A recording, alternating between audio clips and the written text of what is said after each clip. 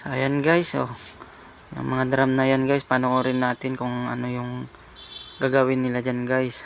So ayan, una guys, ayun na, binibiyak muna nila yan. Tapos tinatanggal yan yung magkabilang gilid niyan guys, galit ang yung sinsil nila at saka yung martilyo.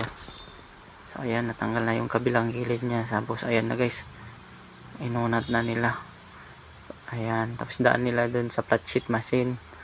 Ayan, para magiging ano na siya guys, plain na yan. Hindi na siya ano, bilog, kundi ayan na guys, flat na. Ayan, tapos sinati-hati nila ng pahaba. Ayan, sabi, ayan na guys, dinaan na nila doon sa Allman dahil yan guys ay gagawin nilang mga upuan ng mga motor. So yan yung pala yung guys, yung mga ginagawa nilang upuan ng motor, yung mga drum ng mga oil ng mga langis guys.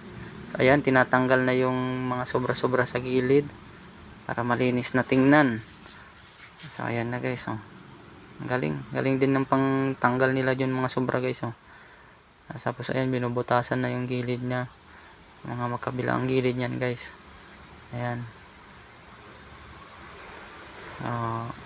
Ayan na guys, at tapos na. So ayan, nilalagyan naman nila ngayon ng foam.